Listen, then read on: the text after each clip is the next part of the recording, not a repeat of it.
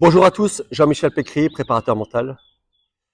Aujourd'hui, j'ai envie de vous parler des amateurs, des joueurs qui vont faire les P25, les P100, et qui se retrouvent exactement dans le même état émotionnel qu'un joueur professionnel.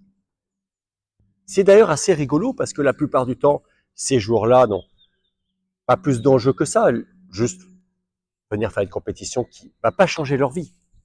La plupart du temps, ils ont un métier, ils ont beaucoup moins de retombées qu'un joueur professionnel qui doit peut-être marquer des points ou peut-être gagner sa vie avec ses résultats. Et pourtant, le joueur de P25, le joueur de P100, va se retrouver aussi stressé qu'un joueur professionnel. Va se retrouver même peut-être dans des situations un peu plus délicates qu'un joueur professionnel. Pourquoi? Parce que par rapport au volume de jeu d'un joueur professionnel, même s'il est stressé, il va encore être capable d'avoir un niveau moyen qui est assez haut. Le joueur amateur, comme il a moins de technique, moins de volume de jeu, moins d'entraînement, moins peut-être aussi de conditions physiques, son niveau bas, il va être peut-être même sera incapable de renvoyer les premières balles. Il va faire que des fautes directes. Ça ne veut pas dire que c'est son niveau à l'entraînement, mais c'est son niveau sous stress en match. Et alors, j'ai toujours pensé que les joueurs amateurs devaient se préparer mentalement. Pourquoi? Parce que quand ils vont faire la compétition, ça devrait être un plaisir et souvent, ils sont tellement stressés que ça ne l'est plus.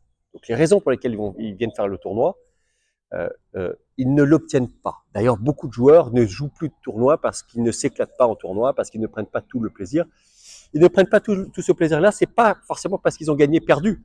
C'est parce que, avec le stress, ils ont été incapables de jouer leur vrai niveau. Ils ont été incapables de pouvoir se libérer leur coup et pouvoir prendre du plaisir, faire une bonne partie. Et pourtant, il n'y a pas d'enjeu. Quand je dis il n'y a pas d'enjeu, il n'y a pas d'enjeu d'un point de vue logique, conscient. Que je gagne ce tournoi, le P25 ou le P100, ça ne va pas changer ma vie. Mais il y a des enjeux personnels. Il y a des enjeux aussi, euh, un peu par moment, peut-être aussi, la peur d'échouer. Pas de perdre, mais de faire un mauvais match, que les gens vous voient en train de mal jouer, que vos copains vous voient peut-être dans une situation difficile. Un peu la peur du ridicule, de passer à côté de la compétition. Et en fait, ces enjeux-là vont complètement polluer votre partie.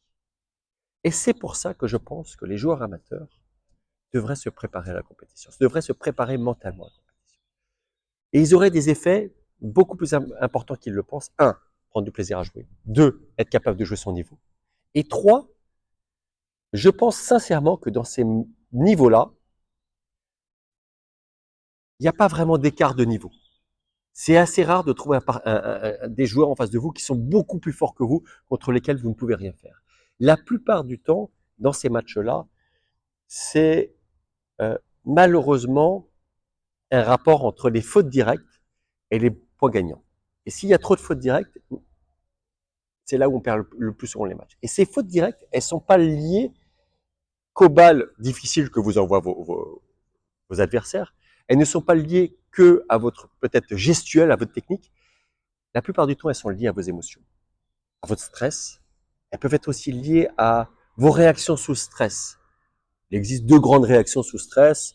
Je prends des risques à considérer, je veux gagner le point le plus vite possible, ou je suis incapable je veux pas faire de faute et je joue à un niveau d'engagement qui est bien en dessous de ce que je suis capable. Et donc on se rend compte que pour ces joueurs amateurs, eh bien se préparer à la compétition aurait un avantage énorme pour pouvoir prendre du plaisir, jouer son niveau et surtout, et c'est ce que je pense, gagner plein de matchs qui peut-être euh, leur échappent parce que mentalement, ils ne savent pas quoi faire.